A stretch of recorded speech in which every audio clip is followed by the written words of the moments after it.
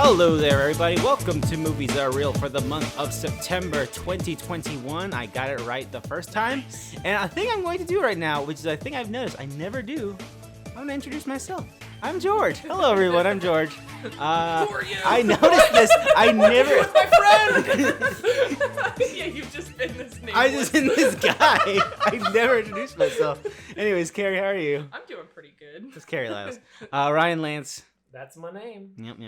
All right. September was... We've been so behind on getting these done that it just feels like every move... When we do this that's a little bit late, like... This movie came out 5 years ago. It might as well have been with Sonic the Hedgehog back last year. But at the same time, there's not a lot on this list. But whatever. Anyways, we got movies to talk about. The year's almost over. September, folks. The first movie on this list is the reason I mentioned that it feels like forever when we do these a little bit late. Is Shang-Chi and the Legend of the Ten Rings, a movie that we saw already. Mm-hmm. The last time we recorded. That's how it always ends up being. And then it's the first movie here. And back then, I would have been like, wow, I have so much to say about this movie. And right now, I have to say, it's pretty good still. But a lot of the stuff I wanted to say good about it, I forgot. So Ryan, you saw it. Carrie couldn't care less about it. See it. I really, this is probably one of my favorite Marvel things, probably tied with Ragnarok.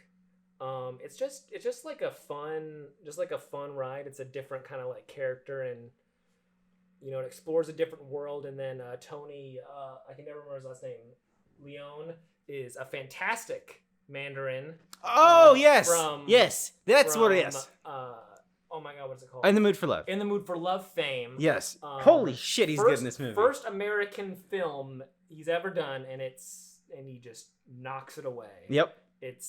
He really does take it, but Simu and Awkwafina are also fantastic as well. Good pal energy, and that's what I like. I like good two pals. They do have good pal energy. Good pal energy. Two pals having a fun adventure with some rings or whatever, fighting a dragon or whatever happened at the end of that movie. Yeah. Now you kickstarted me, Ryan. So now I've got this movie. I gave a very good summary of that movie. The guys being pals in the Mood for Love, they got 10 rings. That's the movie.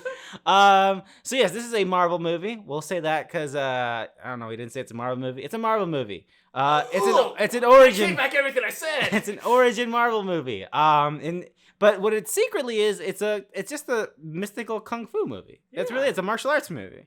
Like we mentioned, you got Tony Leung in this movie, and I think he's like the best Marvel villain ever, in my opinion. He's got like he's just an actual actor, and he's acting. He's acting. He's got depth. He doesn't have a like his character in this movie. I hate Tony Stark because money. I'm gonna kill the president. Yeah, like one of those things. Whoa! Take it easy. He's a bad guy in the typical sense of these movies where like, oh, I gotta bring my wife back, and everybody's like, dude, you're being really lame and not cool right now. You should probably I don't think your wife would have liked you if you're being this lame and cool. It's like, no, I gotta destroy the Earth to bring her back. She thinks that'd be super cool. All right. I don't know, man. Whatever you say, my man. But he does it pretty well. You feel sympathetic for him, and he knocks it out of the park.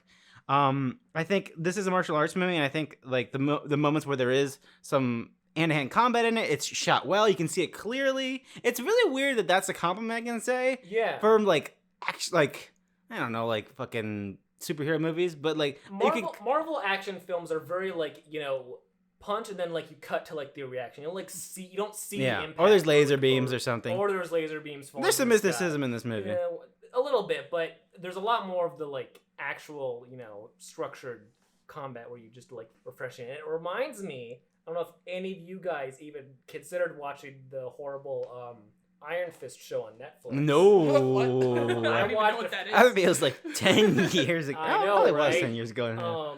That was a very miserable show. Oh yeah. I could not finish it. That was the one that everyone was like, "Oh, this is bad," and everybody was like, "Yeah." That was like, "Oh, that was really bad."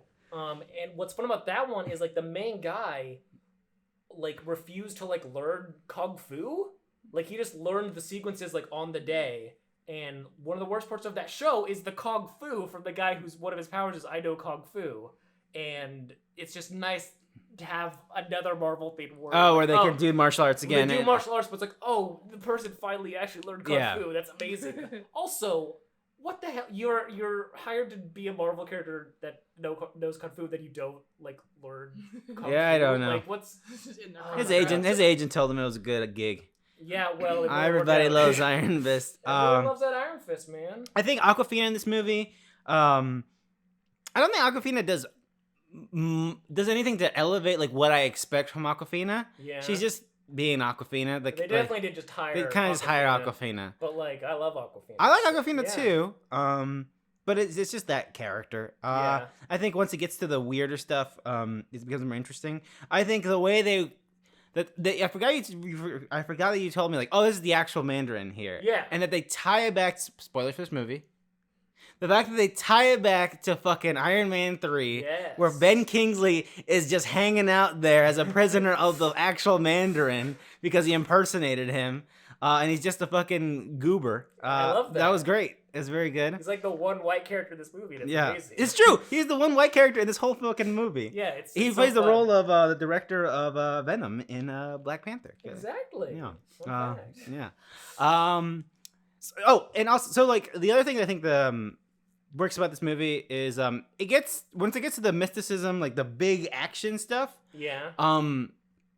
It feels kind of stuff. The third act kind of stuff. Like it's just really well done. It doesn't feel like the usual like, oh, there's a giant fucking spiral of energy fucking thrown up in the air. I think the way they connect it to like Chinese Chinese mythology and get into some weird Cthulhu looking monsters near the end, and they mix that with the martial arts, and it fucking works great. It does. It really reminds me of the end sequence of Endgame, because like that's been a like, long time, but yes, the end of that is like they have like everyone, they're all fighting some gray monsters or whatever, and that's like for like, okay, this is a CGI mess, but like that scene is like very colorful and everyone's doing like crazy things with similar like powers, so you understand what's going on, while in that one it's just like, oh, laser beams and blah, blah, blah. But it just feels so much more like alive in like a movie like this. For a sequence that is pretty similar, because it's just like two armies like colliding and you're watching that. It feels more human also, because it's a big mystical thing, but it's like they go to this like one part of the world that's like never fucking touched, whatever. Like it's like a Wakanda, but not Wakanda. Yeah. And so like it feels small. It feels like Wakanda feels, because it's like hidden, but it's like techno. And this is just like, but it's just like, okay, I understand. This is just like classic, Chinese cinema kind of stuff. Yeah, that you'd see. I like how it feels human and small. So like when people die in it, it's like sad, and there's like it feels. But yeah, this movie's great. I think the martial arts is fantastic.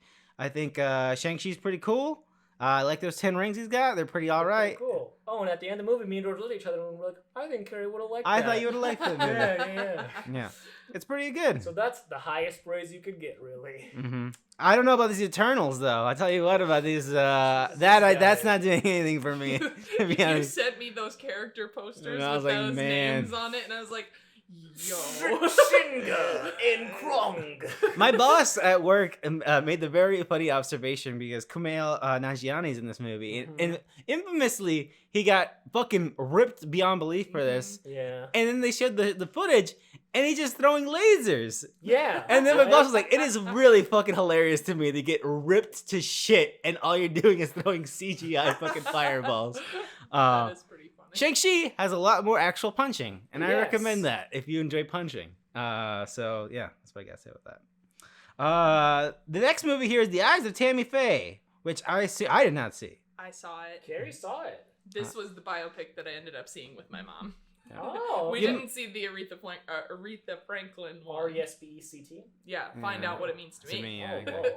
We talked about this last time, Carrie, but refresh me on what this movie is. I don't know much about Tammy This is, Faye. Tammy Faye is a televangelist preacher, kind of. Oh, yes. And her and her husband started this show where she would talk to kids about Bible verses and shit, but she would use puppets, and that sort of propelled their popularity, and then their show sort of bled into, I don't remember what that huge religious show network is called, the one that's still fucking running. Oh, the like the 400 Club or whatever that plays that. It I know doesn't who really you're talking matter, about, but they're but just yeah. like they become a part of this big corporation that puts out religious TV and religious programming, and it's just an interesting look at her journey and how her husband is very corrupt, turns out. Oh, wow. And, Jessica Chastain is the Jessica Chastain plays Tammy Fay, and I think she does an amazing job. She's easily the highlight for me, and it managed to turn Tammy Fay into a sympathetic character.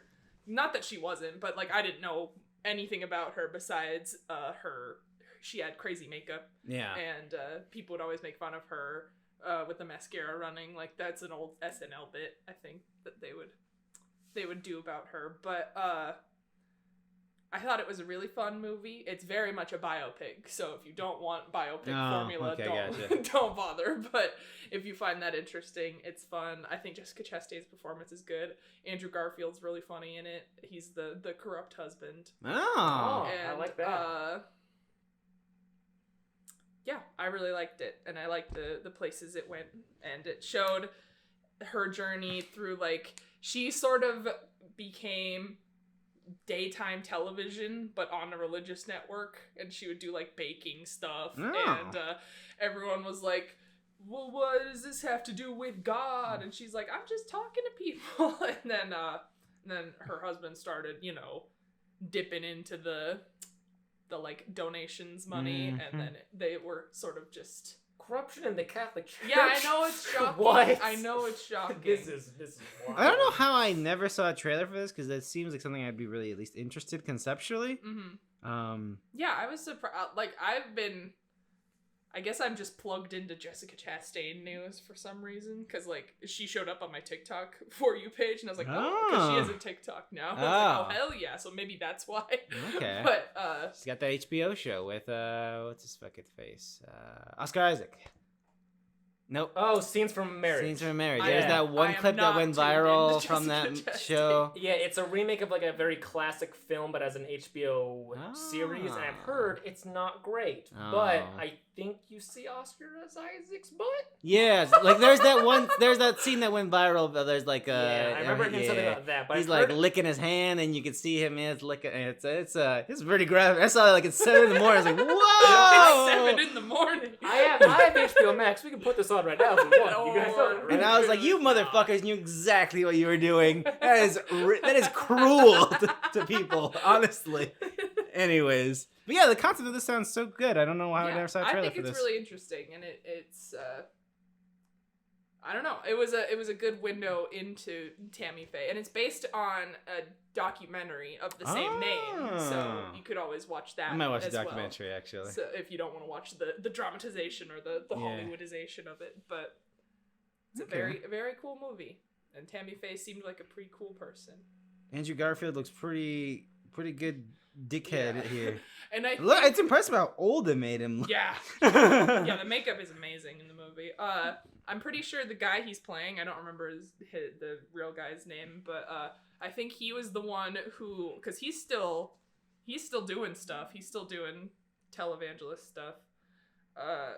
And he, I think, was the one who was peddling that silver water coronavirus cure or something. Great. So that was him. Great. If you want to know about what kind of guy he is. I learned about that after the fact, and I was like, oh wow. Cool. Well, that seems pretty interesting. That's the Eyes of Tammy Fay, folks. The like the biopic film, not the documentary, I guess, of the same name. Mm-hmm. Malignant. Yeah, Man, baby. again, it feels like forever since we said. Okay, Malignant, folks. James Wan, he's back. He's back in town, and he's ready to claim some favors. You know, he made Aquaman. Where do we start with? So yes, Malignant is the new film from James Wan, a new horror film, like new IP. So it's pretty exciting. Yes. Backed by Warner Brothers. Trailers I thought were pretty vague about what this movie actually is about. Right. Mm-hmm. Other than like they showed that one shot where it's like a tracking shot where like you see like from above like I saw that on YouTube a lot. bird's eye view of the house. Never seen. Yeah, that's the shot for that movie. I didn't see that trailer. And then that's for like a month, and I was like, okay. And every time it was moved to a new room, they would be like, from the maker of The Conjuring, Saw, fucking Insidious, Aquaman. But yeah, that's the shot, and that's the shot when DJ mentioned.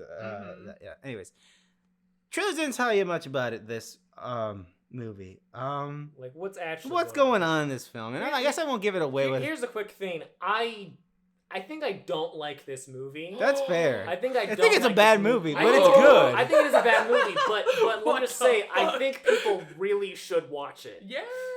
I think it is like shocking how many ideas are in this. Oh yeah. And where it goes, and just everything. And although I don't like it, I feel like my life is enriched after watching it because of how crazy. Yeah, and I think we need to spoil this because there's no way to not talk about it without. So we're just gonna. There's a spoiler warning real here, but actually I'll describe what's happening in the film. So essentially, we follow this woman. He has a shitty husband. Beats her. The night that he beats her. A fucking crazy. I don't even remember how he shows. He's like a cloaked figure kind of fucking dealy guy, killing guy. Yeah, it just looks a dude, like a shadow. Yeah, basically. Kills him. And the next day she's like, maybe it's that. I don't remember. Anyways, it's been a while since I've seen this, but what I do remember is that she can kind of, after this murder of her shitty husband, she can kind of see when the killer's about to kill someone. Yeah, she's transported there. Yeah, like I am there. I am like the whole room and everything. Like it's like a sleep paralysis. Yeah. Which is crazy. And she's like, "That's crazy. That's wild. Where is this person? Who is this person? You never seen? That's weird." Anyways, so yeah, that's the setup. Why are they running backwards? That's weird. So that's the setup for the film. All right. What is this, Tenet? Goddamn. Fine Warner Brothers picture. That's the movie. Okay. Turns out that she's got a fucking twin in the back of her head. That is one of the most disgusting things I've ever seen. The surgery of them trying to, because they were conjoined twins, but he was too embedded in her where it was to the point where it was dangerous to remove him completely. Yeah. Because they were connected by the brain. And so they open up her head and just kind of shove him in there and then close it back up. And I was like, that is fucked up. I mean, I guess that is a solution to a problem, though. It's so fucked up. The brain's squishy. It can handle that. There's some room in there.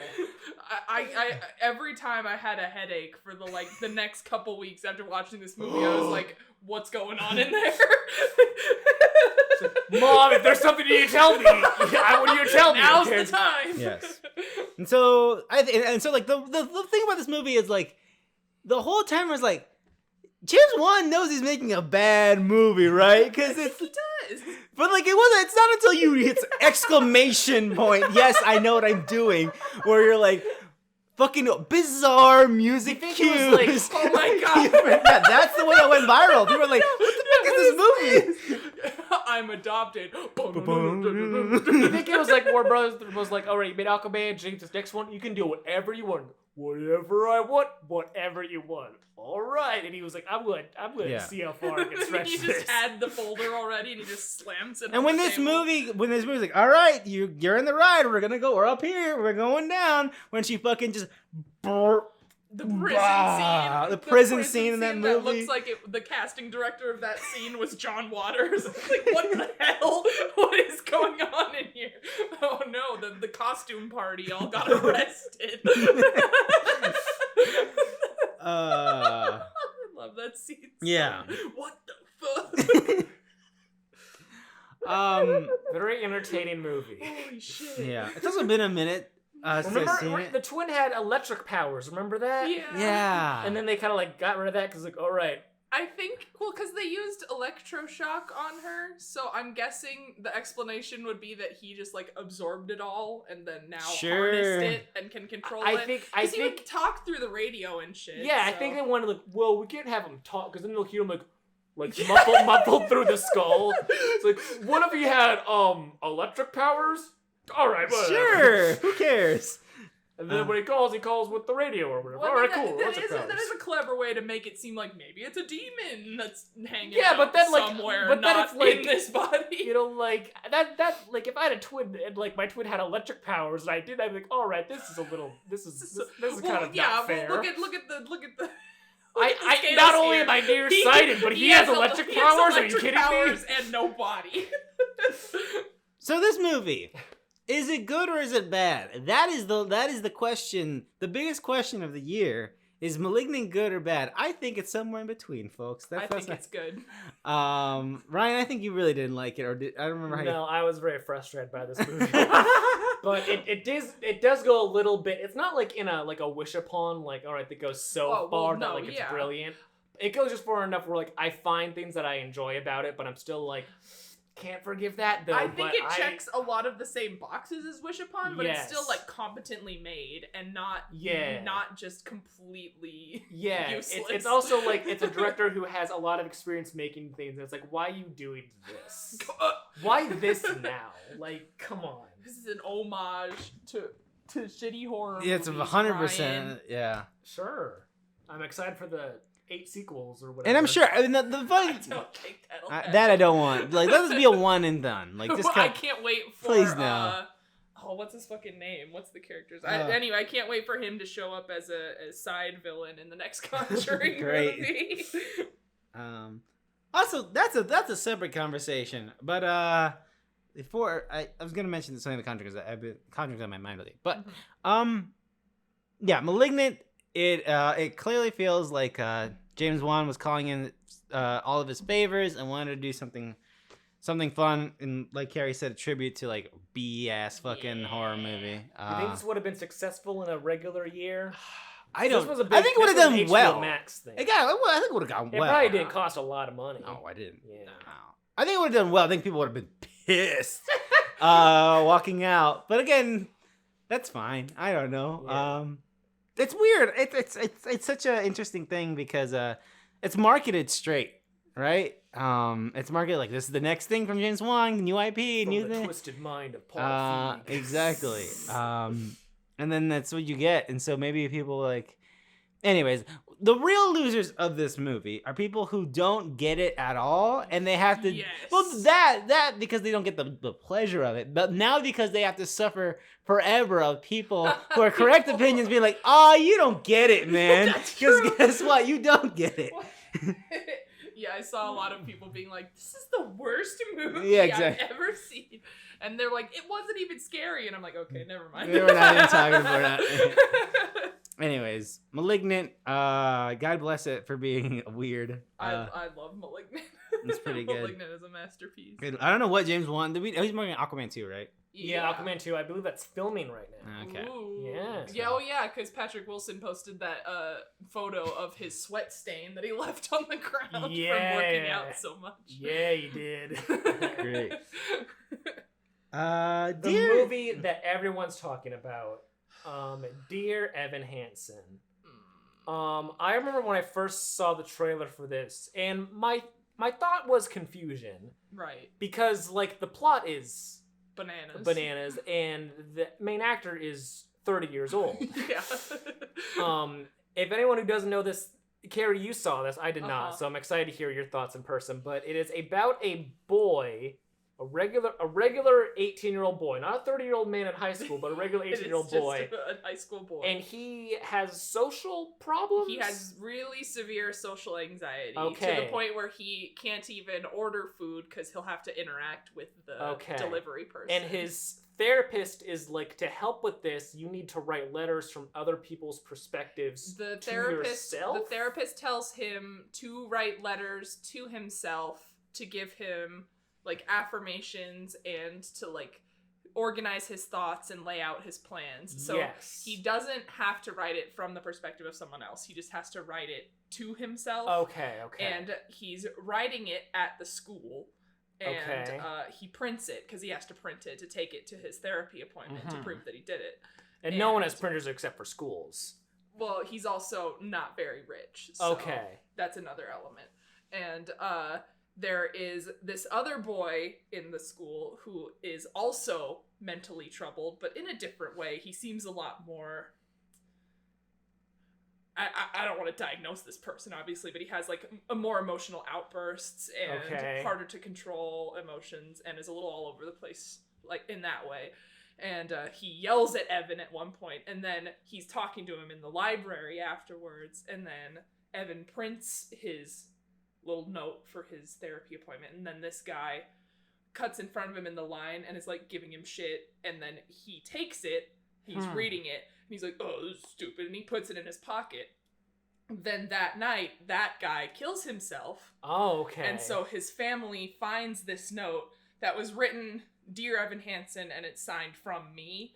And so he has it in his pocket, and they're like, oh, this is his suicide note. These were his last words. You must be his best friend, right? And he's like, oh. Yes. And it's like, yo. But Carrie, that's already like a lot to take in, but this is a musical. Let me just emphasize that this is also a musical. This movie is so much. Because, like, he tries to come clean initially, but Amy Addams plays that character's mom who's talking to him, and he sees how upset she is, and he sees how much of a family they are, and he just wants to belong to that, because he feels shorthanded in his family, because his mom is Julianne Moore, who is amazing in this movie, but it's Julianne Moore. Julianne Moore's amazing, but it seems to me in movies, you don't want her to be your mom. Because she's usually crazy. She's a great mom in this movie. She's fantastic. And everyone is mean to her, and it's stupid. Okay. Now, Carrie, tell you explain the problem. What's the problem with this movie? Because people don't seem to like it. I personally, because he uses... It starts out, like, innocently enough, I suppose, because he just is trying to give this family closure, because he sees how sad they are. But then it keeps building and building. I just baseline don't like this kind of plot trope where it's like, I'm lying about something to get closer to people, or I'm lying about who I am, because it's just, it makes me uncomfortable, and also it's like, it's just, that's not there's only one way this is gonna go. But, with a musical number. The songs are fine, and Ben Platt is very talented, so I understand why he wanted to bring the role back. And I don't know who else would have done it, because I don't think the movie would have been made if he hadn't done it. But because I think his dad was I think that was another thing. Main funding things. But my main problem with the movie is he uses this character's suicide as like a jump off, like a point where he's like, I can grow and I can learn from this, and I can learn things about myself and work through, and it's like, someone died. It just makes me, it makes me really uncomfortable how the movie is like, here's a funny song about us writing these fake emails because they have to build up the lie to make it more believable that he has this secret friendship with this guy. So here's a funny song of us writing different possible things that could have been said in these emails. Do you think this idea would have worked better if it wasn't a musical? Because it's still like a rough idea.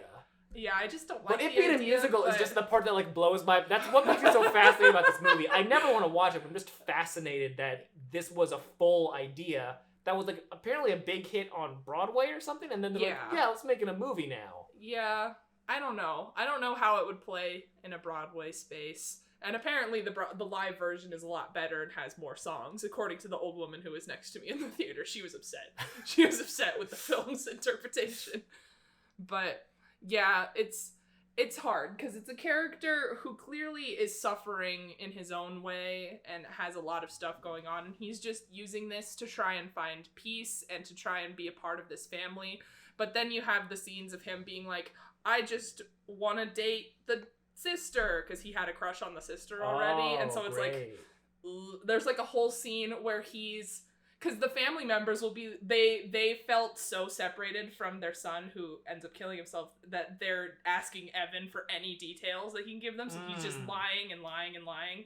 And the sister's like, he didn't even like me. And Evan's like, no, he did like you. And then Evan starts listing stuff that he likes about her or has noticed about her from the perspective of her dead brother. And so it's just like, this is uncomfortable on several different layers, because these are very romantic coded things. Is it supposed to be a comedy? No! Oh. It's so weird, because it's like these very romantic coded things that he's telling her from the perspective of her brother. And while I'm watching this scene, all I can think about is how these people are reaching closure from this grief, and then whenever it comes out that he's been lying, they're gonna have to unlearn all these things that they thought they learned about their dead son and brother, and it just made me very uncomfortable the entire time while I was watching it. How did the film? Because I'm How does assuming it end? I'm assuming he got caught. Yes. So how did that transpire? Like, oh man. Well, he gets a little too lost in the sauce, and he starts dating. He starts dating the sister. I mean, he was singing about this whole time. They're like, oh, this is weird. Yeah, but he also there's another character who is like involved in all the clubs, activist type student, and she starts. I know. She starts like a club, which is like a mental health space in honor of the guy who had committed suicide, and then they have this Kickstarter that they're trying to fund to reopen this orchard that Evan lied about them going to, because he just said because he said a thing and they were like, oh, this orchard, and he's like, yeah that. So, Can you remember all the orchards we went to in high school? yeah, but the entire time Evan has a broken arm because he fell out of a tree during his he was like a musical number. Yes. No, he's like a volunteer at the state park or something. And he's like, oh yeah, he was there to help me when I fell out of the tree. So he's rewriting the memory for himself too, because he has a hard time with the fact that when he fell out of this tree, there was no one there, and he has no one in his life to count on. Even though his mom is there as much as she can be, but she's a single mom who works at a hospital, and he's just like, you're never here, Mom. And she's like, I don't know what you fucking want from me. You want to eat, kid? Or yeah, exactly. But there's just so much in this movie, and I think a lot of I don't know about a lot, but I know a few people who really enjoy the movie and find peace in it and find something in it, and I don't want to take that away from those people, but I can't even imagine getting anything emotionally from this movie. There is one, Julianne Moore's song is really good. That's the part that I was like, damn. You're doing something here, and this is a good point. But anything to do with Evan and his story mounting, and how the culmination of everything winds up being him giving a speech in honor of the guy who killed himself, going viral on the internet, and everyone being like, wow, this is amazing. Anything with that, it's just like, this, I can't get over how much you're just using this character's suicide for your character development. I don't like it. It made me upset. I feel like a lot of people. I'm sorry. Okay. It's okay. I feel like a lot of people, at least a few people I know, were pitched what the fuck on text what this movie's about. I was like, that sounds crazy. I need to watch this, and they walked out very upset. Yeah. And that seems like where you live. Because I have a friend who loves this movie, and so I was like, I will give it a shot for you. And I love musicals, so I was like, maybe I'll get something out of it. And I didn't hate the music. The music's fine. It's ultimately forgettable for me. It didn't do much. I think it's the same people. It's the same people who did Greatest Showman. I was about to say the Greatest Showman. Yeah. But yeah, from a strictly musical standpoint, the singers are talented. They're doing what they need to do, but... Karen, I'm very glad you showed me The Greatest Showman, so whenever people bring it up, I have context for that stupid-ass fucking movie. I still listen to some of those songs, but that movie is dog shit. Vaguely racist, I remember it. I don't know how, but I remember What's with all the... Because that's about, what's his name? P.T. Barnum? P.T. Barnum, abusing people with disabilities, and this one's about people, exploiting other people's... Grief? Yeah. So like, what's with all these like musicals about horrible Assholes? people? The most twisted, macabre, cruel things I've ever heard in my life. Interesting. I wonder what the cruel musical of next year's gonna be. Yeah, well, in the end, Evan is found out in his lie, and everyone is pissed, obviously. Oh, what? And then he takes that opportunity to actually get to know things about Connor. I think his name was Connor, the guy who killed himself, and like reaching out to people who he was in therapy with, and he's like learning things about him, and it's like, oh, okay, now you give a shit. I see. Weird. Yeah, he It could is have tried to learn some That stuff is so instead of bizarre, just lying, man. but whatever. Yeah, and he finds a video of Connor playing guitar in his therapy group, and he sends it to the It's family like, and everything. So he gives them that amount because they'd never heard one of his songs because he was a songwriter. But It's very bizarre. I mean, I was gonna say this. It's very bizarre that the main character of the technically central character. That's the second time it's happened. The central character of the film and is not in the film at all, pretty much. yeah, But they also do this to women a lot. When Yeah. so I was like, yeah, whatever. It's just weird. yeah.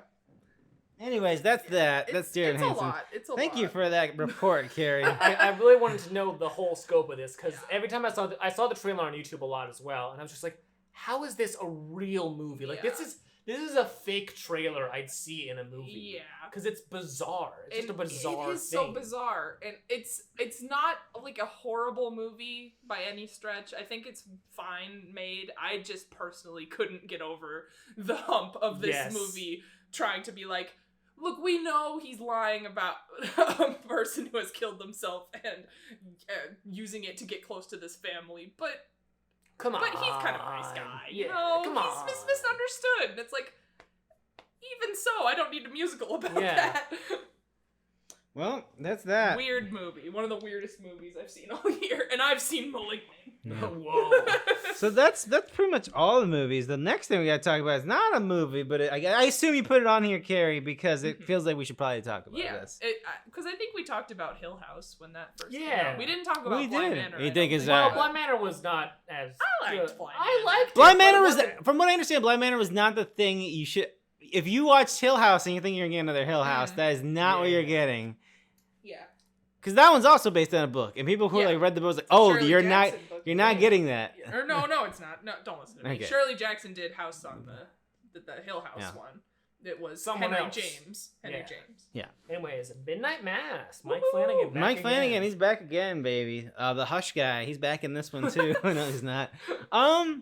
So yeah, I was not following the development and the release cycle for this until a few days, until like the people who I follow on my Twitter who like horror were just like very like vaguely being like, I sure wish I had a screener for this fucking thing, god damn it. And people who did have it be like, yeah, it's pretty fucking good. So then I realized, all right, I should pay attention to this. Yeah, it's fucking good, man. I don't know what to say. Mike Flanagan, he makes this show about this person who... This is all original, too. It's not based on a book. It's all just like his... I don't know about that, actually. Is it? I'm pretty sure it's based on a book. I'm pretty sure it's all original Mike I have no Flanagan. idea. I will double check. Because I think people saw like that in his movies there was characters holding the book. Oh, okay. Yeah, I'm pretty sure.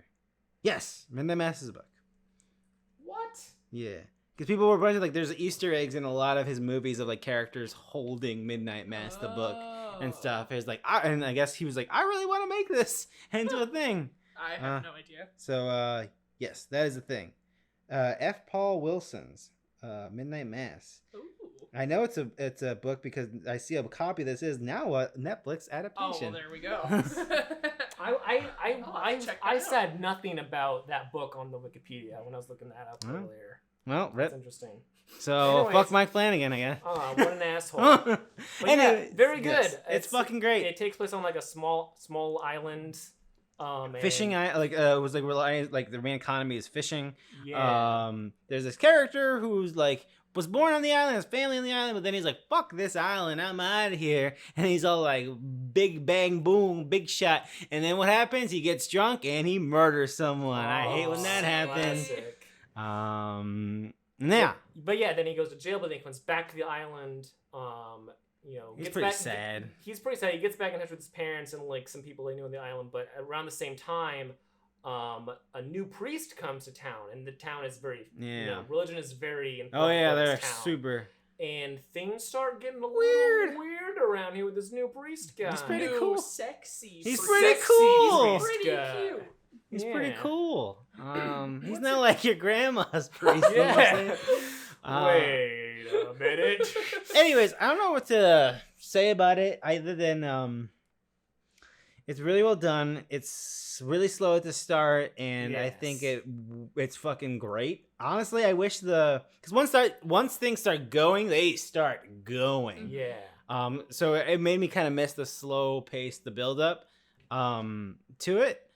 But what I like about it is it's one of the few times where like I kind of saw where it was going. And I was like, oh yeah, I'm gonna like this. And then it gets there, I was like, I like this. This is exactly what I wanted. Cause like it plants so many little seeds in like the slow like early episodes, and then like once like one or two biggish reveals happen, like all that. You think about the context of that in regards to all this little stuff, and like, okay, all right, now I'm liking this, and then the ending is pretty fun, if I do say so myself. It's a pretty good ending. It's pretty good stuff. Yeah, this show's great. Carrie, any thoughts? I did the dumb thing, and I watched it all in one day. So I watched it all in 2 days. It all is running together for me, but I watched it like one episode a day. I enjoyed the hell out of it, though. I really liked there's like a gimmick near the end, and I really I had a similar thing to Ryan. I was like, is it gonna be? Oh, is it gonna be that? Oh yeah! I love the idea of that. I love clever little horror things like that, where they're like, here's a thing, we're gonna do something kind of wacky with it. And I'm like, okay. Oh, Mike, you're spoiling me. And I really I'm a person who heavily enjoys a horror where people sit and talk to each other about stuff. Yeah, there's a lot of guess what? I got good news for you. I loved that. Every time someone was like, let's sit down and have a 20-minute conversation, and all of it's going to be in the episode. And I was like, thank you. Because I love dialogue. I love, like, scripts. Yeah. So it's like, I love that shit. So I enjoyed all of the... That's why I really love the director's cut of Dr. Sleep so much. Because, like, the only changes in the director's cut is, like, people just talk for a lot longer. Good. So that's why I figured that's what that movie was. Like, maybe I should watch that movie. The director's cut is so good. There is an extra shot of Ewan McGregor puking, though, that I noticed. Ooh, it's like a different angle. Yeah, you'd be the expert on that. But yeah, I don't know. For me, I agree. I think the intervention, not the intervention, the AA meetings where with the priest and the main character are fucking fantastic.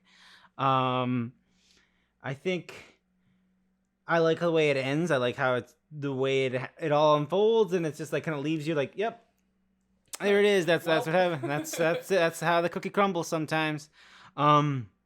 My favorite thing about the ending is not in regards to that. Is the last time I Googled it, one of the Google like search things was like, when's the second season of Midnight Mass? And it's like, bitch, did you watch the ending of that show? How do you think it would keep going after that? Yeah. Oh, one we should talk about.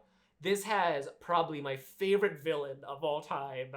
Don't remember her name, just that bitch. The bitchy lady. The bitchy lady. I've never wanted to strangle a character more in my entire life. I can see her, like, she wouldn't have that much staying power, but I could see her being as hateable as, like, Umbridge from Harry Potter. She's, like, the most cited, like, entirely hated person. Yes. I had similar feelings watching this person interact with people. I was like, oh, you're deplorable. I hate you so fucking much. I think one of my things that was really interesting, I think I don't even know what the thing I like about it, or put the word. I enjoy how I'm not a very religious person, so it was a lot of like me thinking about how I feel about religion, and because there's the one I think it's maybe a little too long. There's a lot of long monologues in this show, and I think maybe it doesn't work. Is the moment where they're like, "Hey, what do you think happens when you die?" Right. And it's this moment like I just have a weird thing with religion. I just have a lot of like, I didn't like going to church as a kid. I hated all this stuff as a kid. And so, but it's the thing, like I'm open-minded and I try to believe anybody. If you say like, hey, call me like by she, her now, like you got it. And so there's that moment where she's like talking about like what happens when you die and she explains it and she truly, genuinely believes it. And it means a lot to her that this is real because she just lost her baby. Spoilers for the show. But, and it was challenging. It was interesting for me being like, fuck, I hate, like, I want to be, I want to believe, you genuinely believe this is a character, and so I have to believe it, because if you're a real person, if somebody said this to me, which there are millions of people who believe this, and I don't believe it, that's fine, but I've never had that moment where somebody was like, they tell me this, and I don't agree with it at all, but I was like, you don't believe it, but you believe them. Them, exactly. Yes, I've been in similar and things that like scene that. was really good. That's what I was like, yeah, that scene was really good because, one, I think it was well done and you can feel the sincerity of her. Maybe it's a little precious. I don't know, but maybe it's just because I was like, wow. So maybe that's just me, but... I think Mike Flanagan gives all of his best stuff to his wife to work with. Oh, that's who that is? That's his wife, yeah. But yeah, there's a lot of great... I think like the dialogue between characters is probably some of my favorite stuff. And then when the weird fucking spooky shit happens, it's pretty good too. I like Carrie. I like Carrie that you're playing this game because you were the last of us. So I was like, I'm gonna try and guess what the bit is until it happens. And you were like, "Is it alien?" And I was like, He was convinced it was alien. "It's not alien. It's Carrie." It would have been funny. Listen, I saw all the dead stuff on the beach in the first episode. I was like, that could only be aliens. There's only one I know how this trade ends.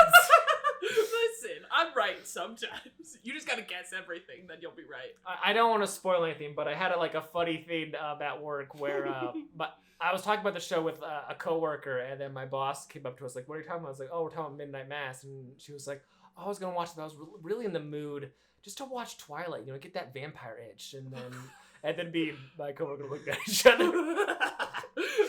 It's like, you should watch the show.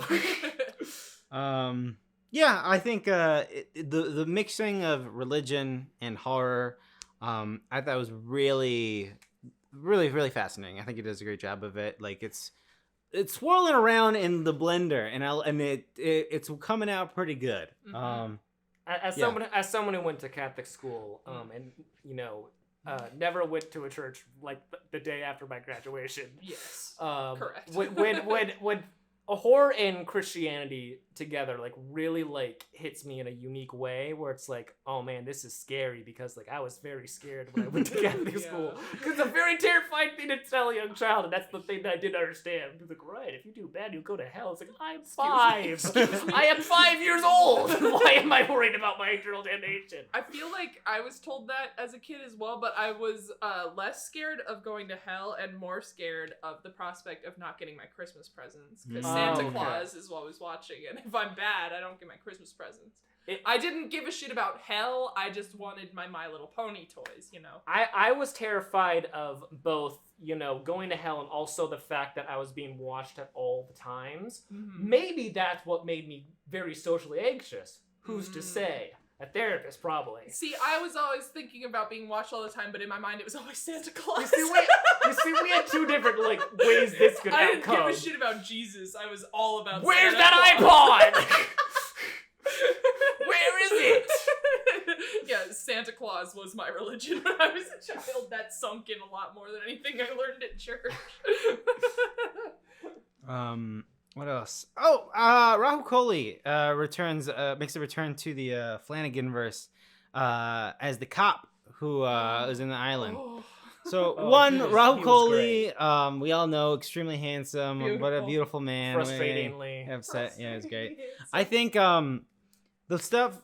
So his character is great. One, because he's a great actor and he gives a fantastic performance. I think all the stuff where he brings in his religion, the Quran and Muslimism, and you guys need to I think when he talks about that, it was the most because I don't have any Muslim friends. I don't know anything about being a Muslim at all. Yeah. So when he talked about that stuff, and I was like, it's like, okay, cool. Like it was like that window of like understanding what his whole life is and like what he believes in. I really like that too, especially like because it felt so important to him, but like because a lot of it was like from the relationship with him and his like wife too. Yeah, which was very touching. That and, that like, was the good. Importantness to like that, not even just like the religion, but just like the culture and what it means for the family and how he wants his son to like just at least like know about it and like understand it. Right, and like the making it personal, be like, hey, if that God exists, like. Fuck that. Yeah. So the God that guy's talking about, that is which was weird. Really fascinating. Good. I will say though, like the one monologue in this whole show that felt flat to me, and I was really bummed that it didn't work. And maybe there's the moment where there's a doctor on the island, the only doctor, and she's not she's just visiting because her mom is not doing well, so she's here to take care of her mom. And she grew up on the island, but so she's the town doctor now. Mm-hmm. And so she's like, there's some weird shit happening on that church, officer. And he's all like, you want me to go over there?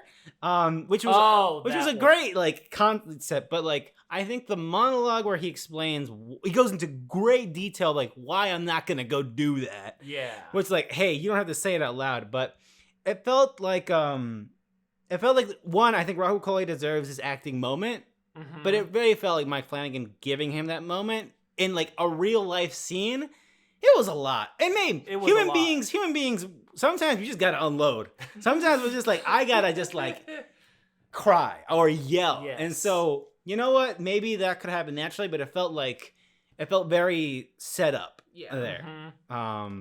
But that I think that's really like in the stuff I didn't like about the show. That was my one nitpick about the show. Okay. But yeah, I don't know. Fair. It's good. Good show. Good show. I should watch. It's been so long since I've seen Hill House that I've forgotten everything about it. should rewatch it. So Hill House is so good. Hill House is very good. Yeah. I do. Whenever I think about it, though, I find myself, or if I revisit it, I only watch the first half. I never rewatch the second half. That's a problem with shows. Like I like a good binge watch, but like when I'm watching it again, it's like, oh, this is so much time. And like I have seen this before. Yep. Like a movie is like, all right, that's 2 hours, but like a show is like 10 hours at least. Like, it's like, man. Oh god.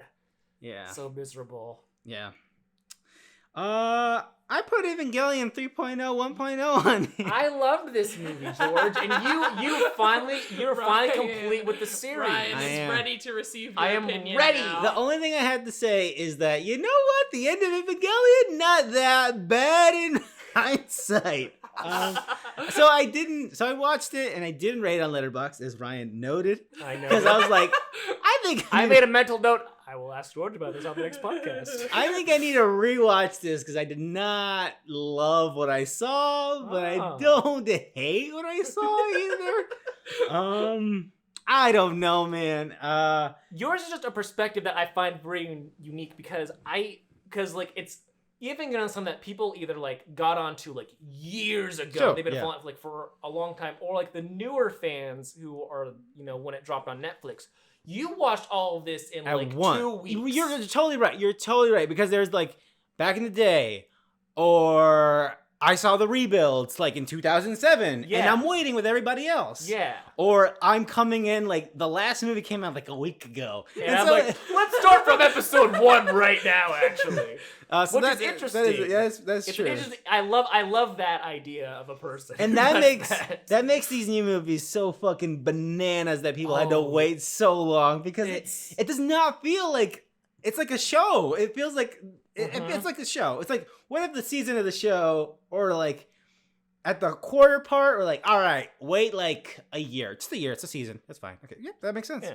Second one, have like 2 years. Just hang out there. We'll get COVID. There. You know COVID, so like, it's a little different. Like, no, but even that. I'm talking about all the movies. I'm talking about all the movies because it all feels like that. And then when you get to 3, which is super not a movie, dude. It is like the beginning of a new season where they explain what's happening, and then after episode 1 of that season, they're like, "See you in 7 years." All right, and then they wrap it up. And when they wrap it up, I was like, And I didn't even wait 7 years. If I waited 7 years, I'd have flipped a fucking table. Anyways, I love it. Okay, here's the problem. I love it. I love that you feel this way, by the way. I love that. Ryan, can we agree on one thing? Okay, I love it. Can we agree? Y'all need to chill with the proper nouns. Y'all need to chill with the spear of Longinus. Oh, yes, everybody knows about the third spear. Yes, everybody in the room's like, we love the third spear. Everyone loves that spear. We love it. We all know what it does. Everyone loves when Shinji's dad goes into Central Dogma to exactly. the He's got anti-universe. the Knezer. We all know the key of Nebuchadnezzar. That sequence of that movie where they're just name dropping stuff is like it's probably the worst parts of like 3.33. Yes. We're just like, what are you talking about? What are you saying? Like to I me? have watched this show for like I'm not a big fan, but I like people like there's no way everyone else in this room knows what they're talking about. When I watched this movie for the first time with our friend Zoe, who's also a very big Ava fan, I know that probably surprises you guys, but the whole time we were like, what the fuck are we talking about? And she has rewatched the show like 3 times. Exactly. And she was like, what are they saying to me? And it's like super intense. Like it's like pivotal big action scenes. Like he's gonna take the spear and it's gonna be fine. You know what's gonna happen if he grabs the spear. It's like, yeah. I do. Anyways. And I think that's like the weirdest part of that movie is like. That's what makes it feel so alien. If you watch the movie from like, just like the movie, it's like, what are you talking about? But like, if you try to like, look at it from like, they're talking about Evangelion, you know, the show. It's like, okay, I get it, but like, what are you actually talking about in the movie? Yes. Like, I get it from like the metatextual. Yeah, exactly. What are you saying? What are you saying? I know what the universe means, but what is it in the context of the world you're in? And it's so weird. That's why I was like, I'm not going to review this. That's why I said, because I was like, I refuse. I'm in the anti-universe. The whole thing, it feels like I can't connect with it because it's like, what are you talking about, man? And so it's after you like think about it and someone explains like, oh, well, that spear is like the other reality kind of thing. Like that's that one, like the spear, whatever. Carrie, you need to watch this so show. That's why I'm not going to spoil it just because if Carrie hates it, I will love to hear what burn this show to the ground. So the other thing I will say, and Hideki Anno continued, and I'd mentioned it briefly, Carrie, sorry for like you hanging on to this ride. Oh, I don't care. I said it that like the end of Evangelion feels like the guy really hated the fans and he's really angry and he's like, fuck you, I'm making this, go fuck yourself. This is what you wanted, whatever the hell. And this feels like he's getting people, and this is part of why I feel conflicted. It feels like he's like, all right, I'm going to give you the happy ending. I'm going to give you and he does. Yes. But, and it's the thing that, again, probably threw off all the fans, that at the second film, which is the most like, okay, things are going to get weird now. We're not just remaking the show. We're going to get a little weird. And he inserts Mari, this other character who's not in the show, and she's all like, whoa, my big titties, you know what I'm saying? Oops, I landed there. Oh, boy. And I assume everybody hates her. From my understanding, people, like, it's either, like, people are just, like, waifu, because, like, oh, pretty anime girl. Oh, but, like, the main thing is, like, people are like, who is this character? Exactly. And it's like, who is she? But then you know, and Mari. And what I mentioned, like the director being so spiteful, is that she's there and she continues being there, and it's like everybody's like, who the fuck is this bitch? Why is she here? Why did you do this? And he's like, actually, she's my wife and I love her, and she's gonna be. No, I'm not gonna spoil it. But the ending of this movie, you know, Ryan. I know. And so like the ultimate for people who hate Mari is being like, you motherfucker, go fuck yourself. And again, being like, why are you shipping these kids? Who cares? Yeah, exactly. That's the fuck big thing. you. Who cares? Let me be with my wife. Here's the big titty girl. I don't know. He's fucking go fuck yourself. Anyway, I don't know. I'm so glad because like the whole thing with that show, with the annoying crowd of that, is like it's either Asuka or Ray's like, shouldn't just gotta have sex with one of them, and for what, it can't be Ray because there's a whole lot of problems with that, but also like the other one's still 14. But also Shinji doesn't deserve anybody. Oh no, he has some problems he's working out. Yeah. Although the Shinji in this universe better than the last Shinji. Sure. The way things end, I'm like, you know what? if that's I the know way, you hate the hospital scene. You're like, oh, Shinji, what a bad guy. I would have done that. Yeah, Sure. we're like vaguely spoiling this. So all I'll say at the end of this is I feel very conflicted. If they show it at a movie theater, I'll watch all the rebuilds again, and maybe I'll have a final opinion about this. I would love to watch some movie theater so much. And I like that. My favorite thing about this film is what they did with Asuka. That spoiler. I can spoil this. She does not. Shinji and Asuka never get together. She mentions, "I used to like you." Yeah. But I don't. I really like that conversation. That's great. It's really good.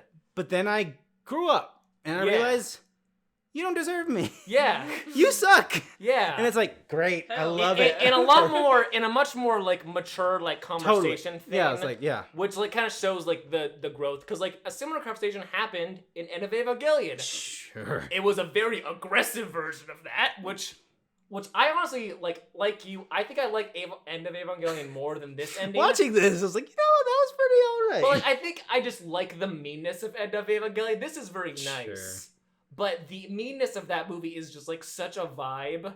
Sure. And this is just like a weird, confusing good time. Anyways, I love them both a lot, obviously. Asuka's great. Asuka is great. The best character of the entire thing. I agree. I'm glad I have someone on my side. That's here. Evangelion. Anyways, moving on to October. There's a lot in October. Venom. I rewatched the music video to Venom and remain confounded on how the fuck did this song get made? Why? Oh my. Anyways, Venom, Let There Be Carnage. None of us. I will not be seeing We're not going to be I talking will about not be seeing it in theaters. I might rent it. I was worried because Greg was all like, "Oh yeah, Woody Harrelson." I was like, "I'm gonna have to fucking see this fucking movie." And I was like, "So did you want to go see the new Venom movie?" He's like, "No, hell no." And I was like, "Oh hell yeah, awesome." Perfect. Oh, I'm glad. We definitely need to like all watch it like at home sometime because that'll be fun. I haven't even seen Venom 1. Don't. Well, I'll watch Venom 2 without the context of Venom 1. You probably don't need it. I like the let's get over the origin story, and I understand they're just buddies and pals and a little that's a little crazy. You can look up Venom funny moments and then watch Venom 2. It just looks like a sitcom from what I've seen. Anyways. The Addams Family 2 came out. I forgot about the animated remake of this. Uh-huh. That was like 2 years ago? 3? 2. Oh man, that's a quick turnaround, especially with the world. Yeah. The way it is. That's weird. It felt, if I remember correctly, it felt like the... Are you guys fans of the Addams Family? Like the original ones, kind of. I like the concept of a really hot, like, goth mom and his, like, weirdo husband. I remember, like seeing bits of it as a kid, like, oh, I like this. But, like, I don't remember any of it. I also think I remember just, like, seeing that as a kid, but like, this looks fine. I don't know. Yeah, it's like, I like this vibe. I definitely watched the show when I was a kid. But I have no memory of it. I don't remember, I know I watched the movie where they go to camp, but I don't remember any of it. Addams Family Values? Yeah. That sounds about right. Mm-hmm. I don't remember the movies at all. Yeah, I probably saw them. I know one of them has Joan Cusack in it. Who directed the first one? Adam Driver? It was Adam Driver. Yeah, that's right. Anyways, I do not know. I can look it up. I feel like it's someone. Maybe it's not someone significant. Anyways, they made a new one. I remember the first one felt like it was gonna be coming out. It felt like it was gonna be very low budget. Yeah, but it was successful, I guess. So I don't know. What studio is this? Barry Sonnenfeld. No, never mind. Barry Sonnenfeld, huh? There's nobody. Love that guy. What do you mean that's nobody? He directed Men in Black. You Oh. fool, and RV. Oh, whoa. Oh. And that's the 1991. Wild Wild West. Oh, that checks out. Yeah. Oh. All right, George. What? And 9 Lives. Oh God. Yeah, it's MGM. So MGM. Super nobody. Oh, that I did not know they did. They had an animation house. Yeah, I remember the Addams Family 1 movie felt like it was coming out really low budget. That movie had like a Minion studio vibe to it. No, it was not Illumination. It's not the makers of. I know it wasn't, but it had like the shapes of the characters. Blobby, gross kind of. Yeah, and I was like, this doesn't feel like the Addams Family. I know Netflix is doing a show about Wednesday Addams or something. Oh, yeah. People like Wednesday. Yeah. It's a good There's name. there was a lot of memes of her on Tumblr back in the day. People relate still, to Wednesday. They really relate to her because she's not like other girls like me. I'm a boy. What? Like that journey we went there. Titan. Yeah, baby. Yeah, I've seen this. I have not seen too. it. You saw it at 10 o'clock at night by yourself. Exactly. I also saw it at 10 o'clock at night. It was almost by myself, and then a group of fuckwads came in and sat directly behind me, and then we're like, what is going on? I was by myself, and then like right before the movie started, another single white dude sat like behind me, and I was like, this dude knows what's up on a Sunday night. And I really was like, so dude, what do you think of that movie? Especially during certain parts of it. But no, we just went our separate ways, and I hope he's doing okay. I hope you liked it. Yeah, The vibe I get from this movie, it's weird horny. That's what. Yeah. Okay, cool. Yeah. Great. Yeah. Okay, cool. It feels like there. I don't want to get into it yet, but it feels like there's two movies going on here. Kind of. And they're both weird. Yeah, they are both weird. What the hell is there's just not enough time? Oh, I get it. There's just not enough time to die. I Yeah. changed the way you I worded got it. it. I noticed. right? I like how I made this show notes and Ryan's like, I added some stuff. And it's like, did you add anything or did you just make everything funny?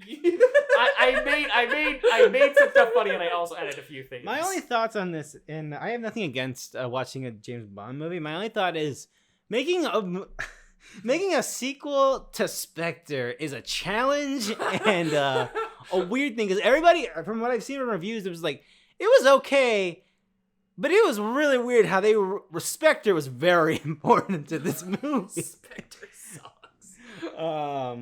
That's all I gotta say I've about it. I only like seen Ana de Armas. Skyfall. I like Lea Seydoux from Death Stranding. Oh. I like Daniel Craig. I mentioned this to Ryan on the ride back from what was it that we watched, Ryan? What was it Lamb? Lamb. Yeah, where I was like, I think I just like Daniel Craig because I like Knives Out, and so his Yeah, stock that's has where- just gone. that's where I'm at. Yeah, so I was like, oh yeah, I love Well, Daniel. I always liked him as James Bond. He was but I inoffensive wasn't- to me. Yeah, I wasn't super invested, and I It was like, liked him. Daniel Craig. I liked Okay. him in Logan Lucky too, and I was like, this guy's funny. And then I saw Knives Out, and I was like, oh, I see. Oh, I see. You're a VIP. Got it. It feels like although James Bond is like what made him popular, that's the thing that's kind of like bringing him Yeah, down. it seems like it seems miserable to me. Yeah. So I'm glad that he's finally He's free. gone and he can do the Knives Out sequels. Anyways, Yes. I'll watch this maybe. No, I just like Ana de Armas, but I don't think it's Yeah, enough I for do me. too. Anyways, there's another God's Not Dead. God's not dead. We the people.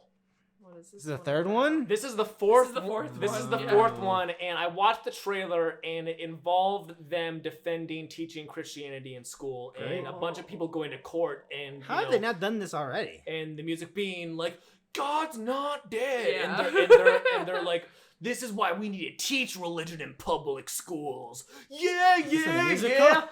Holy shit! No, you should not. This is Don't- horrifying. Don't do that. I just please. watched a TV show about why this is a bad thing. Oh, I should check it out. Anyways, Ryan, thank you for reporting that they're still making God's Not Dead movies. yeah. Somehow, That's wild to me. I know, right? Lamb! It's weird that it's coming out this late in the year, though. That's usually That is weird. That's usually an Easter Easter thing, offering. yeah. Well, it's times are crazy. That's They are true, crazy. That's true. We need God more than ever. Exactly. We need God in our schools and in our movie theaters where the children Yeah. are, Yeah. so they can get the virus and Yeah. die. Yeah. Yeah. Lamb! We've all Lamb, seen baby. Lamb. We'll have All thoughts on seen it Lamb. later. Well, we will have thoughts on it later. I do want to say right now, I told you this at the I think movie you liked theater. it more than us. I really think. liked it, but when I got home, Greg was like, "So how was the goat movie?" I was like, "What? It's called Lamb, you idiot!" That's pretty good. That's pretty good. Oh, that's good. That'd be a very different movie It was somehow. so funny. The Last Duel. That came out? Or is it coming out? It's out right now. Oh, okay. I hear it's really bad. I've heard mixed things. I see the trailer and I'm like, wow, I feel nothing. Yeah, that's I feel like Guy Ritchie tried to make a woke movie. That's what it looks like. But it's not. That's the thing I've heard. I heard it's extremely not woke. I know, which is the weird thing. Oh. It's just a weird vibe. Yeah, I don't know. I like Adam Driver. I do, but then you have to deal with Matt Damon. I hate Matt Damon. I think they both do not cool things in that movie, from what I heard. Probably. What? Pokemon the movie, Secrets of the Jungle. Yeah, the new Pokemon movie came out in October, right? No. What are the secrets of the jungle? Do you know? I've seen this movie. There's a monkey. Is he the one with the drums? No. This is a different jungle monkey that they made in the same last 2 years. It's very bizarre. This is all so confusing. It's so weird to me. This movie's fine. Okay, great. Right, Well, cool. Spoiler. I'm so I can talk about it more next month, but it's fine. Fine. Okay. Have you seen all of them, Ryan? I've seen A lot of them. I've seen most of the Pokemon movies in general, but in the last few years they've rebooted it with Yes. because they had a movie a few movies ago they had one that was just Ash gets Pikachu, but it does the story a little differently, and the movies since then have been following a new movie canon as opposed to just this is just a filler thing of Ash met and then he just goes back, but because this way Ash can actually the idea is so Ash can actually go on his own unique arc throughout several movies without having to go back to where he was before. Basically. I see. So there's a whole new movie canon right now. Interesting. Which I think is very cool. I think it has a lot of interesting ideas. It is a little frustrating in some parts, but I think it's the most interesting Pokemon movies have been in a long, long time. Okay. For sure. As someone who's obsessed with that franchise, but can say, critically, Pokemon movies in general are horrible. Just miserable experiences. I like the one where Lucario takes him back in time. That one's funny. Lucario the Mystery of Mew. I've seen that one. I like that one. That's a fun one. Anyways. Halloween Kills. This movie is divisive, and I am excited to find out why. On Peacock, baby. Does Peacock have 4K? We can find out. I doubt they do. After this. I doubt they do. Anyways, I will say, rewatched Halloween 2018. George likes it a lot more than he did when he first saw it. That's what I have to say. Good soundtrack. Very good soundtrack. Halloween, a good movie also. Yeah. Actually, I have something to complain about right now. It is the 2018 4K release of Halloween by Lionsgate Pictures. Strap in, folks. It sucks. I hate the color. It looks terrible. How dare you, Shout Factory, re-released Halloween movies with a new 4K master that's $30, and now I have this 4K Blu-ray that sucks booty. What am I going to do with it? I tried to sell it. They offered me $1. Anyways, if anybody wants to give me Halloween by Shout Factory, the 4K version. Anyways, color's terrible. Apparently I learned 5 hours ago that they are remaking Slumber Party Massacre on Sci-Fi. And I was like, I'll watch that. It's airing tonight, actually. Shit. We missed it. Oh, man. If for those who are not familiar with Slumber Party Massacre, it is a very cheap and shitty 80s horror movie that is just full sleeves, just super gory, a lot of tits and butt in that movie. It feels like a movie that should never got elevated to any status, but it's got a following, and I think it's pretty good. I like it better than My Bloody Valentine. I don't like that movie. Anyways, that's that. Army of Thieves. This is a prequel thing to Army of the Dead. Wait, the movie where they had to reshoot it? Is that the Army of the Dead was the Zack Snyder zombie movie that came out this year. That's what I'm saying. Yeah. There's a prequel theme this year that's in October, I found out today, called Army of Thieves, and I think it's an animated movie because for some reason Netflix let Zack Snyder have a whole series reminds me of something. Series of things with this one zombie thing, and it's just bizarre, and I don't know.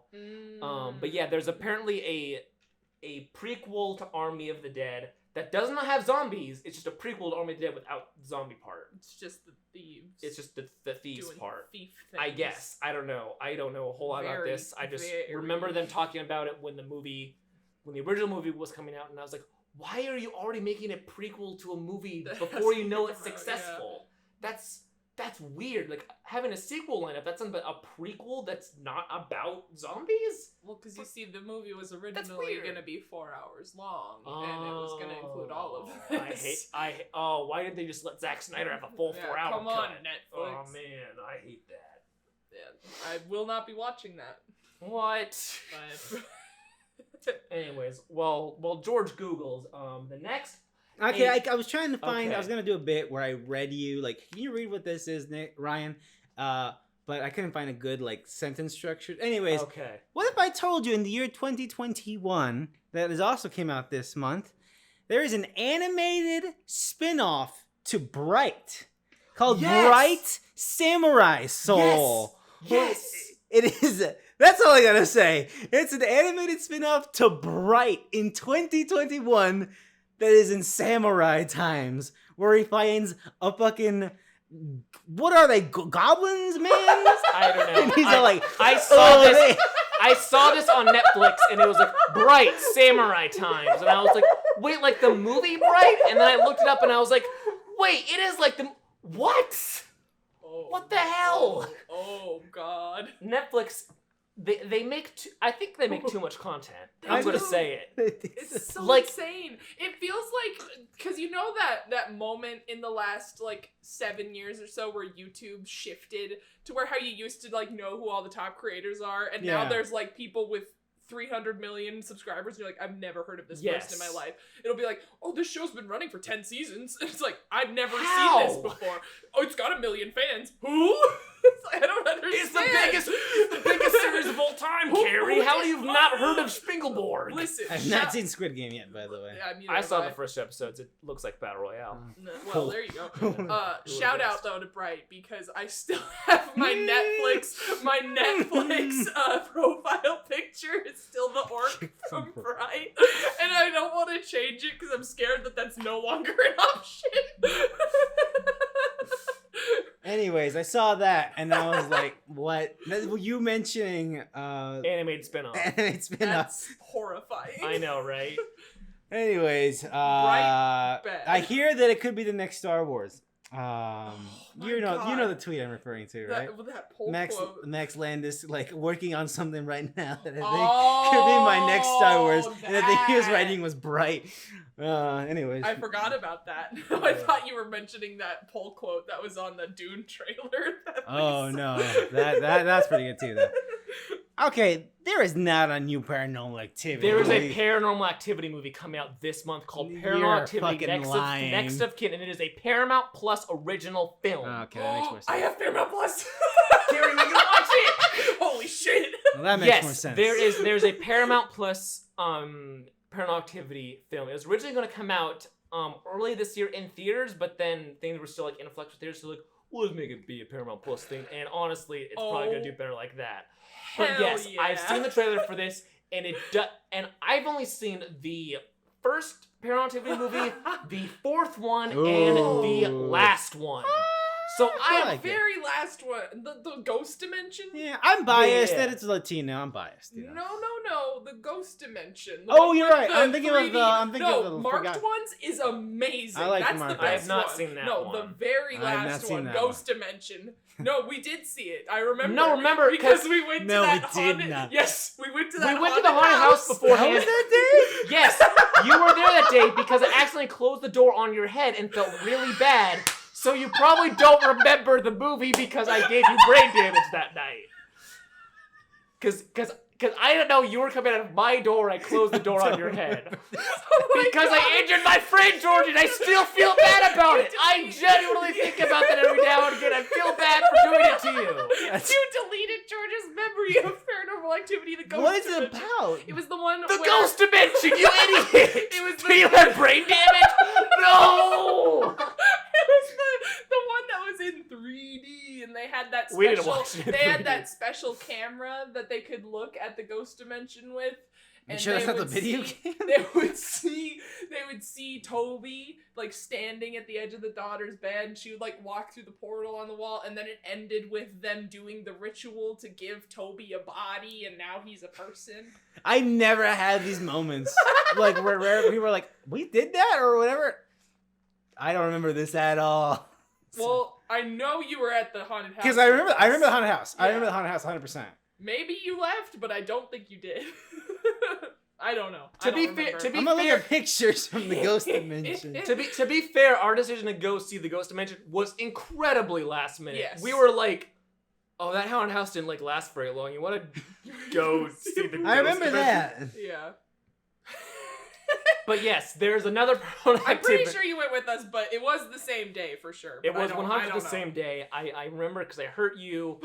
I don't remember that either. I like I said, I still feel bad about that. No. This still looks familiar, but I don't remember this at all. It was a long time ago, but yes. You can skip it. You don't need to you don't need to rewatch rewatch it. Yeah, the fourth one is the worst one. Yeah, so that's it pretty sucks bad. That you've Yeah. seen that one.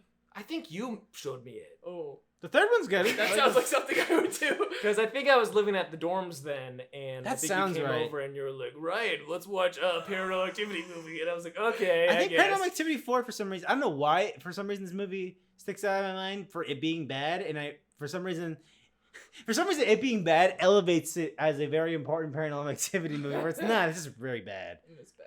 Yeah. It's the one That's that with the has, Kinect. Yeah, I The was just Kinect, gonna say yeah. it's got the video game thing. I remember liking. I remember liking 1 and 3. I don't remember anything about 2.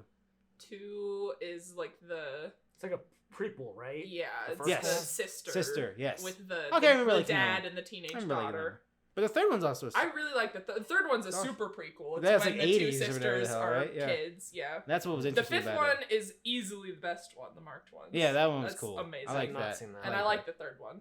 The first one's novel and fun. I watched the first one for the first time a month ago, and I did not like that movie. No, yeah. Watching it now, it sucks. But Yeah. The Ghost Dimension did not come out in 2016. It did. 2015. Wow. I haven't Interesting. thought about the Paranormal Activity franchise such a long time. It feels so long ago. Mhm. Yeah. Because that was like a yearly thing for a while. Yeah. But yeah, they're coming back. And I saw the trailer for this one, it looks... It's coming exclusive to Paramount Plus. Coming back. Technically, yes. In the court of law, yes. Paramount Plus. Paramount who fucking presses Blu-ray discs from their cousin Eddie's house and then ships them to Target apparently. and then ships them All right, to George. George, now we get onto a different tangent. Anyways. Paranormal Activity. I'll watch it. The Yeah, French I'll watch Dispatch it is as well. apparently also coming out for Yes. realsies this time. It's a big month for Timothy Poupadou. Yeah. Yeah. I have nothing to say about Friendship Dispatch. Me either. I'll watch it. I'm looking forward to it. I'll watch It it. looks very pretty. It's just been so long. Yeah. Again, it's weird that we're Because that was another movie that was going to come out like a month later. exactly. And now it's like, oh, I haven't seen that. And it's the same thing with another movie on this list. I'll jump to is Antlers, which is like that movie That's feels been, like 2 you. years. Yeah. It's insane. I have this running joke with Ryan where we saw that trailer before The Night House, and when Jesse Plemons shows up in the trailer, we were both like, "Oh yeah!" And I realized that it's been so long since I first saw that trailer when that movie was first supposed to come out. Between then and now, that I did not know who Jesse Plemons was when I first saw it. And now we both very much know so much about Jesse Plemons. My man! There he is! That's really funny. What is Night Teeth? I skipped Night Teeth. Yeah, I have no idea. Night Teeth is a Netflix movie about vampires, and the main thing I know about it is Megan Fox plays a vampire in it. That's the best they could come up with for the name. Night Teeth. Look, man, life is tough. We're vampires. We skulk around at night and bite people. What are we gonna call the movie? Night Teeth. Night I don't Teeth. know. Yeah, I that don't know. checks out. You know what they should do? They should make a movie, because it'd be insufferable in the best way possible. They should make a movie starring Megan Fox and Machine Gun Kelly. Oh god. Because that would be Please no. great. Insufferable, dude. As much as I love Megan Fox being back in, the everybody. pop culture world, Jennifer's Body's on the Criterion channel. Yes, Yeah. I can't stand Machine Gun Kelly. Oh, he's so good.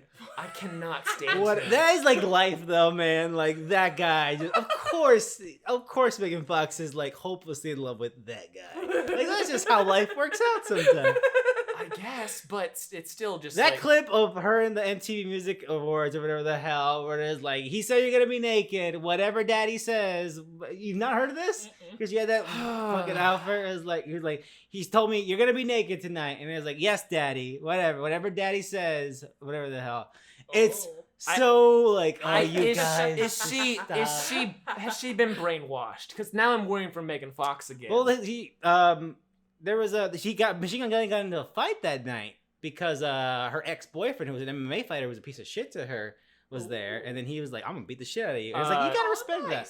Nice. I like that. The guy that she was married to for like years? It might have been, I don't know. But It was like Brian something. that sounds like it. I mean, Brian's the name of an MMA fighter, if I ever heard one. I don't know anything about Megan Fox. We skipped over Dune. What? No, we didn't. Yeah, we did. Anyways, George wanted to jump Oh, we to did. antlers. Yeah. guys, I don't feel anything about Dune. I'm sorry. I'm excited. For I know Dune, you like Blade Runner. because I want to see a big weird movie. Sure. Because it's been a. I hope it's weird. Because Like I feel like the last big weird movie I saw was Tenet, and there's a lot of conflicting stuff going on in that yeah. one. You know what I? But you know what I mean? Like But maybe it's Like blockbuster-y, like a blockbuster budget, but like it's not weird. But It's not a Marvel weird. movie. It's not a Marvel movie. It's not a Yeah. Fast and Furious movie what or about whatever. Malignant, Ryan? Carrie, That's really shut costed up. like $6 million. It's not Reminiscence. Carrie, shut up. What about Reminiscence? I think we all said Ryan- none of us watched Ryan, I will watch Dune with you. It seems like it's only Thank me and you. me, but like. I'm very excited. Also, about this. has the entire rest of the world seen Dune already? Are we Yes. the last people to Yes. see Dune? it opened at a film festival somewhere in Europe, and all of Europe has seen it. Okay. basically already, I mean, that's how I would do Yes. that roll out. Also, honestly. which is weird. So maybe they wanted to make money there first before it went on HBO Max in America. Maybe you're right. Actually, that does make sense. Because that is the worry on That makes sense a lot, actually. But yeah, I'm looking forward to this one. No, I'll watch it. It'll be something. I don't remember if my coworkers are saying, but because I've talked with multiple people at work, because I work with people who like everywhere. It's like, oh yeah, we saw Dune like a month ago. I was like, oh yeah, that came out like forever ago. Anyways, I'll watch Dune. I just don't feel anything, and the discourse around it has really soured me on it. I'm sure Denis Villeneuve is fine. He's a nice Canadian man. But yeah, I don't know. That's the other reason why I'm aware of Dune, because he's from Canada. And then Last Night in Soho. That's the last one on the list. I'm also very excited for this. I'm excited for it. Like I didn't Edgar know. Wright and Anya Taylor-Joy. I like Anya Taylor-Joy. Um, You see that picture of her with that horse? It's a pretty good picture. I don't think I've seen this picture. I'll show you this but picture. It's I'm very going good to see this picture, and then I'm going to leave the room. Exactly. Maybe. I didn't know anything about it other than the name and the poster until like recently, and I was like, yeah, it looks pretty good. I don't know. I just like the idea of Edgar Wright doing a very different kind of movie. Yes, because that's why I didn't. Which is very cool. Yeah. Just to see like how I was him like, exploring like a different kind of thing. thriller, horror-y, Thriller, dealy. horror-y, Yeah, I was like, yeah. yep. I was watching. I really don't like Baby Driver, guys. I really fucking I'm fully on your hate side now Baby Driver after- so much, and I hate that I see lists of ranking Edgar Wright's movies, and Baby Driver is like number 1, and The World's End is like number fucking bottom. Yeah. It's like, go fuck yourself, guys. Come on. I think more than half of my newfound distaste for Baby Driver is hating Ansel Elgort. That but, is part of it. But yeah. I don't know. I like the idea of that movie. I like sequences of that Sure. movie. No, yeah. But when you put it together, I'm just like, this just doesn't sit with me as a whole, which is weird. I like music. I do and like I music. like rhythmic sequences that line up with the music. And driving is cool. It is Drive. cool. But I love I Drive. don't like Ansel Elgort. No one should. I don't It like should be a crime. So I have a question. What's his name? I have a question. George Cruise here. Movies are real. I don't like Ansel Elgort in general, but is there a specific reason why we don't like him? He was a creeper. He's he There was accusations against him. Yeah, he might have done some stuff to a person who was underage. Oh, great. But also he's just been on the internet being a fucking psychopath. Well, yeah, for like that, other yeah. things. Like also when the reviews for Oh, damn it, Carrie, bring this up every time. It's so funny. It's very funny. I tell and he people, posted like 50 selfies in one day. It's like, what the fuck? I tell people that, and they're like, "Oh, what?" Because like he's just not good in a lot of stuff, and he's clearly weird. And then like the accusation thing happened, and then like he hasn't had any work since that happened. So he hasn't. even though he's like West Side Story coming out. This yeah, but that Christmas. filmed like 3 years ago. Yeah. And yeah, it's just like whenever people are like, no, those accusations aren't right, but then they don't get work anymore, it's like, all right, Clearly something's up. because that's the weird thing with Armie Hammer, right? Because like the accusations on him were super weird, and then he lost all He's those gone, roles, and it's like, yeah. what do you mean that was real? What are you talking about? How is that a real thing? That's insane. That happened right after I watched Lone Ranger for the first time too, and I was like, that was pretty good. That adds up. And right after the fucking Death on the Nile trailer came out, I was like, hell yeah! Oh, damn it! Death on the Nile has like Still him. no sight No for that clue movie. what's That movie is. happened. I think that movie is slated for next year, early next year. But that movie has him and also Black Panther girl. Oh yes. What's her name again? Oh God, you're totally right. Oh my God, I'm gonna look it up. The girl who plays Black Panther's brother in Black Panther, the scientist girl. Shuri? Yeah, Yeah. Shuri. That girl, super Is anti-vaxxer. wild. I've been seeing Super those tweets. I was anti-vaxxer. like, what the hell? But like, and like crazy anti-vaxxer. We're just like, whoa, lady, Where you, did Yeah, that come she's from? really. you were like on a very high pedestal for like Yep. a lot of like Marvel fans, Yep. and then like a quick drop with that. Yeah. It's very interesting. Yikes. So who else from that cast is gonna get some hot water? That'll be interesting. Oh, no. Gal Gadot? Oh well, actually, shit. there's some stuff going on. I don't know if you heard about this little place in Pakistan. Russell Brand.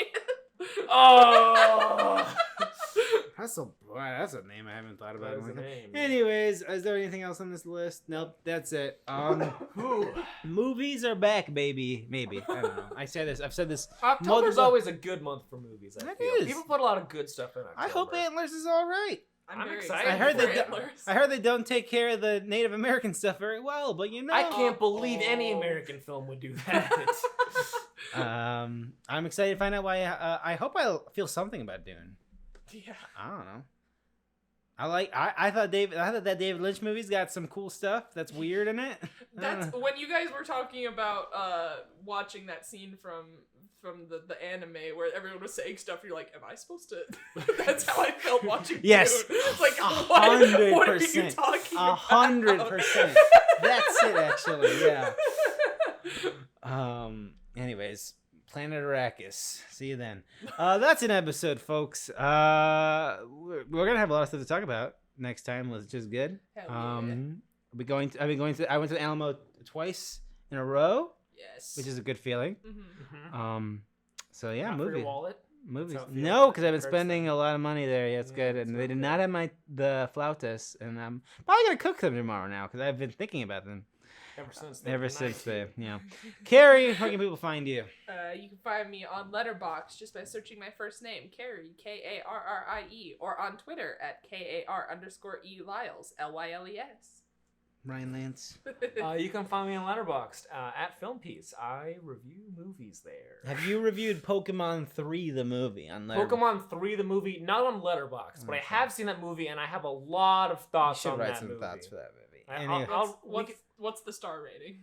The start it's Pokemon, not great. probably 2.5. It's pretty bad. Nice. Because it's interesting from like an idea But that's perspective. but the Is a quality solid level score. is low, and I think that set the tone for like the rest of everything. Yes, I think the first 4 Pokemon movies are pretty like all right. Yeah, I like Celebi fine. I like Celebi just fine. I like that. I like the movie a lot actually. That's probably one of my favorite Pokemon movies. But after then, they became very like.